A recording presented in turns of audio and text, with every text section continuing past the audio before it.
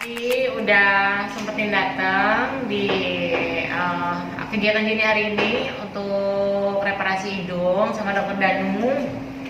Ya, tadi habis reparasi hidung dan prosesnya itu reparasi hidungnya itu beda dari yang biasanya. Pakai kulit apa, Dok? Jadi pakai kulit daerah pantat ya. Jadi karena kondisi Mbak Jenny kulitnya udah agak tipis ya, jadi kita perlu tambah, kita ambil kulit daerah pantat karena agak tebal supaya kulitnya kembali tebal. Dan tadi sih pas di ruang operasi itu, karena kan ini reparasi ya, jadi operasi kedua kan, itu aku biusnya itu bukan bius lokal sih, bius setengah sadar ya? Iya, setengah sadar. Bius setengah sadar, terus dokter pas itu ngebangunin, ini udah pas belum gitu, terus oh ini belum pas dok, ini pas yang kedua udah pas gitu, jadi oh iya, kalau di Indonesia itu perbedaannya bisa ini, kita bisa melihat gitu loh dok. Kalau di sana kan udah langsung jadi aja gitu. Ya karena kan yang bagus buat Mbak Jenny belum tentu bagus buat kita kan. Nanti kita perlu di sesi konsultasi atau di sesi waktu operasi. Jadi Mbak Jenny harus tentuin mau bentuk mana nih yang pengen suka gitu. Nah, kalau misalkan kayak Jenny kan ini penyembuhannya berapa hari sih dok? Nah nanti jadi kalau 3 hari ke depan akan bengkak nih, pertama bengkak. Nah setelah 3 hari itu bengkak mulai berangsur-angsur mengecil. Ya, nah, nanti bisa kelihatan setelah 1 minggu di sini. Bengkaknya sampai sini atau enggak? Enggak. Cuma daerah hidung aja. Hidung aja. Ya. Oke. Berarti nggak boleh masak ya? Kenapa? Ingat. Baiknya dikurangi dulu aktivitas ya. Aktivitas Ya sama mak saya. Jadi nganterin anak sekolah boleh? Boleh. Apa sih perbedaannya operasi reparasi hidung Jenny sama kayak misalkan mungkin ada yang lain pasien-pasien yang dokter? Pernah nggak sih yang dari pantat juga kayak Jenny? Oh ada ya, biasanya kalau pakai kulit pantat itu ada pada kondisi yang pasien-pasien yang sudah pernah operasi dan sudah mengalami penipisan kulit. Nah makanya kita perlu mengganti kulit yang tipis dengan kulit yang lebih tebal. Nah tetapi kalau pasien yang belum pernah operasi, biasanya kita menggunakan material bisa pakai tulang rawan ataupun tulang dari iga kita sendiri. Nah kalau Jenny kenapa nggak pakai tulang rawan, tulang iga gitu? Banyak kan gitu tuh. Oke, karena kondisinya kulitnya sudah tipis. Nah karena kondisinya kulit sudah tipis, makanya kulitnya itu harus kita perlu pertebal lagi dengan kulit di daerah lain. Kayak gitu. Nah kalau aku sendiri teman-teman kenapa reparasi hidung, karena hidungku itu ada karena udah 10 tahun ya, jadi ada legok di bagian sini kan. Nah jadi di kamera tuh udah kelihatan banget, makanya aku cari klinik-klinik di Jakarta itu yang bagus gitu kan. Terus Mbak Maya yang ngasih tahu, karena dulu juga referensi yang di Singapura itu juga dari Mbak Maya juga gitu. Kalau nggak ada kesalahan teknis dari aku sih sebenarnya fine, bagus-bagus aja. Sebenarnya udah mau operasi itu dari 2 tahun lalu dok, ya kan? Aku sempat filler juga Iya betul. Nah terus sampai akhirnya aku memutuskan ya udah deh Mbak Maya, aku mau deh operasi sama dokter Danu gitu. Kan dokter Danu juga udah berpengalaman banget kan. Terus pas tadi operasi juga Oke. Main nggak sakit. Nyaman kan semua.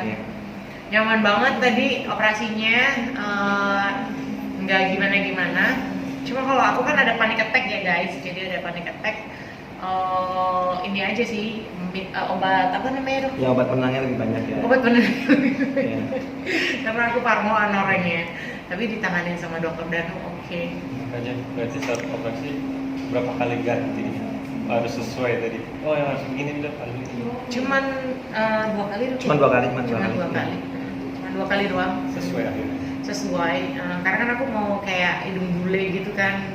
Sekarang kan lagi mesinnya kayak hidung bule. Kalau kemarin kan hidungnya jelo kan. Tapi harus kok mungkin harus dari kulit bagian belakang gitu, nggak bisa pakai bagian kita yang lain gitu. Sebetulnya bisa diambil dari kulit bagian mana saja sih. Cuman biasanya kalau kita mau ambil itu adalah kulit yang memang cukup tebal. Nah itu bisa kita ambil dari kulit dari bagian punggung ataupun lipatan payudara ataupun dari lipatan dari pantat. Nah cuman karena biasanya untuk luka itu tidak terlihat, biasanya kita taruh di tempat yang ada lipatannya. Nah bisa di tempat lipatan mana yang tebal, yaitu lipatan di daerah pantat ataupun lipatan payudara. Mungkin bagian sendiri rasanya gimana sih sekarang nih dengan hidung baru ini? Rasanya sih aku suka, tapi masih baal kan, sampai bibirku nih masih baal nih. Minum teh juga tadi dari sini kan, karena masih bawel banget. Tapi pas lihat hasilnya aku suka, penasaran banget kalau pas udah dibuka perbannya tuh kayak gimana gitu. Tapi kalau aku lihat memang atasnya udah tinggi gitu kan, di bawah sininya juga tinggi. Jadi dokter bikin memang sesuai dengan bentuk muka aku gitu. Karena kalau terlalu tinggi ini ya dok, takut jebol ya. Ya, takut jebol dan nggak cocok juga dengan wajah Asia ya. Gitu. Bu Jenny tadi dibilang ada kesalahan-kesalahan yang akhirnya harus direparasi. Kesalahannya apa sih kalau boleh tahu? Iya dulu tuh karena baru pertama kali operasi, jadi aku tuh kan abis buka perban tuh kan ada komedo kan. Nah aku pakai penghilang komedo yang besi kecil itu loh. Ternyata 3 bulan kemudian tuh perubahan hidung mulai kelihatan tuh. Nah pas udah berapa tahun ini, kok kelihatan banget ya di kamera gitu. Jadi kayak nonjol sama legok gitu loh. Nah karena udah ada pengalaman, makanya sekarang hidungnya nggak mau diapa-apain gitu. Walaupun kata dokter boleh tidur miring kanan kiri, aku nggak mau deh, aku jadi begini aja. Nah dok, sebenarnya ada pantangan apa sih dok kalau misalnya untuk orang yang habis operasi hidung, atau adakah pantangan-pantangan makanan tertentu yang nggak boleh dikonsumsi? Kalau untuk pantangan makan sebenarnya tidak ada. Cuman untuk karena kita pernah melakukan operasi hidung, maka proyeksi hidung kita pasti akan lebih mancung. Nah pasti kita harus lebih aware dan notice kalau kita melakukan suatu prosedur di daerah hidung ya, untuk lebih berhati-hati pasti. Itu untuk selamanya atau dalam rentan waktu tertentu? Sebetulnya untuk selamanya ya, karena ketika kita melakukan pemasangan prostesis ya, berupa implan ataupun tulang rawan, tentu kita harus lebih berhati-hati karena pastinya ketika proyeksi itu lebih tinggi pasti akan lebih gampang fragile untuk mengalami suatu gangguan. Biasanya jangka waktunya bisa berapa lama sih dok? Tuh, apakah berapa tahun sekali kita cek lagi harus diperbaiki atau gimana? Ya biasanya kalau kita melakukan prosedur operasi sebaiknya setiap minimal 6 bulan sampai dengan 1 tahun melakukan kontrol dengan dokter yang melakukan tindakan bedah plastik. Dok, menemukan kesulitan nggak sih? Karena kan ini dulu pernah di operasi juga ya, mana di luar juga gitu kan dokter. Enggak sih, kalau tadi operasi lancar ya, Mbak Jen juga kooperatif ya, terus habis itu saya lihat kondisi juga masih bagus semuanya ya, jadi nggak ada kendala yang berarti sih. Untuk pemulihan jahitan itu jenis obat apa aja yang dipakai? Ya paling hanya obat-obatan berupa antibiotik, painkiller, dan berupa vitamin untuk mempercepat penyembuhan luka. Sama kayak salep gitu ya dok ya? Ya, salep yang diberikan untuk menjaga lukanya. Terus pengaruh cuaca bagaimana? Siang atau malam atau Nggak ada masalah, nggak ada masalah. Ya. Kayak untuk buka jahitan berapa hari tuh? Bukan jahitan kita terapkan 2 minggu. Oh 2 minggu? Iya. Oh 2 minggu buka jahitan guys. Tapi kalau aku ada panggilan syuting, boleh syuting dong? Boleh. Nanti tinggal dilepas aja pakai wake up langsung boleh. Ya. Sampai kayak begini aja ya. Kalau repot tuh. Nggak boleh pegang-pegang say, nanti bengkok. Kajian untuk hasilnya gimana sekarang? Memuaskan atau? Hasilnya sih aku suka, makanya aku penasaran banget kalau udah buka perban. Karena tadi kata temenku, ininya kan tinggi kan, terus kayaknya sih kayak hidung-hidung bule gitu kan. Karena aku memang setiap kali mau operasi aku kasih contoh hidung yang aku pengen gitu.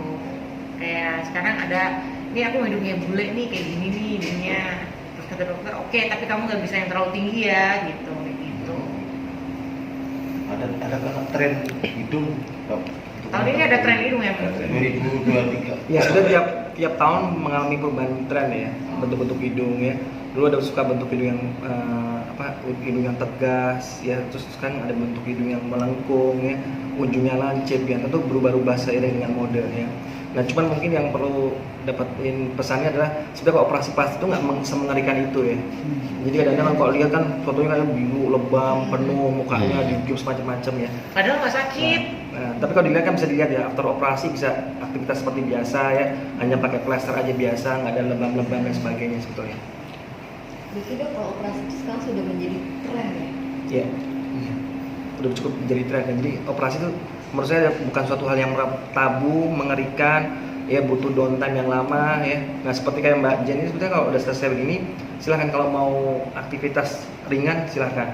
Mau jalan-jalan ke mall juga nggak ada masalah ya. Oke dok, untuk biayanya sendiri itu bagaimana? Kisah. Reparasi Kalau hidung ya terjangkau lah ya. Sarannya dok? Ya terjangkau. Ya. Jadi kalau reparasi nggak nyampe. Reparasi tergantung kerusakan. Tapi kalau Jenny kerusakannya itu kan hidungnya tipis, terus yang legok itu. Jadi dokter kasih harga dokter apa administrasi ngasih harga? Administrasi. Administrasi ngasih harga 75. Beda-beda kerusakannya apa. Tapi aku dapat diskon 75 gitu. apa Jadi Juta. ya lumayan lah gitu. Terus kalau misalkan yang belum pernah operasi itu lebih murah Dok, lagi. ada satu lagi pertanyaan. Itu kalau saya sudah 5 tahun, 4 tahun, kita punya rasa stres atau gimana, ada dampaknya nggak? Entah ke menurut dari segi sakit hidung atau apa, nggak ada. Sebetulnya kalau tindakan operasi hidung ini relatif permanen ya. Jadi sebetulnya sering dengan waktu sebenarnya tidak perlu kayak maintenance yang perlu berarti. Cuman kadang-kadang kita perlu cek ya. Karena seperti kita tahu kita mengalami proses aging dari hari ke hari, bulan ke bulan, tahun ke tahun. Makanya kita perlu cek apakah posisinya masih bagus, apakah kondisinya masih oke, apakah kondisi kulitnya juga masih baik. Nanti yang kita lakukan pengecekan. Dok, pertanyaan orang awam atau konyol mungkin itu. Benar gak sih dok kalau orang operasi hidung itu katanya nggak boleh ngupil? Oh boleh mungkin ya. Jadi kalau operasi dilakukan benar ya, jadi hidung pun juga rasa juga kan seperti hidung asli kita. Jadi kita juga boleh begini tidak. Ya jadi dia bisa gerak-gerakan seperti hidung normalnya. Dok, bener sih kalau orang udah sekali operasi, ntar kecanduan pengennya inilah itulah katanya sana sini lagi dok. Ya jadi karena konsepnya ketika pasien melakukan tindakan operasi plastik, mereka jadi getting notice, jadi getting aware, jadi ngacak mulu gitu loh ya. Jadi ngerasa kok ada yang kurang apa ya, kurang ini gitu. Dikit, jadi kadang-kadang bikin ketagihan. Nah jadi kalau kadang-kadang kita sebagai dokter yang baik, kita harus bisa mengerem pasien ya. Kadang-kadang udah bagus, udah cukup. Jadi nggak perlu lagi kita lakukan tindakan lagi. Kalau dari Mbak Jenny sendiri ada lagi nggak maksudnya yang ingin? Iya, mungkin. Sebenarnya mau sudah lemak tapi aku mau takut. Sebenarnya masih sudah lemak, paha atau tangan gitu, tapi aku mikirnya masih panjang gitu. Karena ketakutan yang berlebih aja sih, kecemasan yang berlebih. Cuman sebenarnya mah nggak apa-apa ya dok ya. Benar. Apalagi kalau tidur kayak tadi ya. Iya. Kayak tadi waktu operasi kan enak nih Mbak Jenny, dok agak nggak nyaman nih, agak panik nih. Nah kita kasih penenang. Iya, tenang. tidur lagi. Iya. Dok, maaf, lebih mudah operasi bikin karet hidung atau untuk payudara dok? Nah, sebetulnya tiap operasi tidak ada yang sulit, tidak ada yang mudah. Nah, jadi operasi itu adalah yang sulit adalah ketika kita menyamakan persepsi antara pasien dan yang mau kita provide. Nah, itu yang perlu kita dapatkan dari sisi konsultasi. Nah, makanya waktu sesi konsultasi perlu disampaikan keinginan pasien. Oh, saya pengen hidung seperti ini, saya pengen payudara seperti apa. Nah, dokter juga harus menyampaikan batasan-batasan mana yang bisa dicapai dan batasan mana yang tidak bisa dicapai. Oke, 2 pertanyaan lagi ya. Selain operasi hidung, apa aja di sini klinik? Untuk Ya, treatmentnya ya. kita menyediakan operasi dari ujung rambut sampai dengan ujung kuku ya. Kita menyediakan tanam rambut ya dengan robot, kita menanamkan dengan hidung, mata, telinga ya, payudara, organ intim sampai dengan liposuction, pemindahan lemak. Kalau untuk pria maaf bisa juga. Nah, kalau untuk Bisa nambah rambut loh. Nah, Bukan, untuk bapak maaf. kalau untuk pria kita juga melakukan tindakan Bagaimana? untuk pembesaran organ vital ya. Nah, kita juga untuk melakukan perbaikan vitalitas untuk pria juga. Dok, ada yang nanya kalau untuk dagu bisa juga nggak di sini? Bisa untuk dagu, Nah, ya. kisaran berapa dok? Ya, terjangkau ya. Terjangkau. Oke,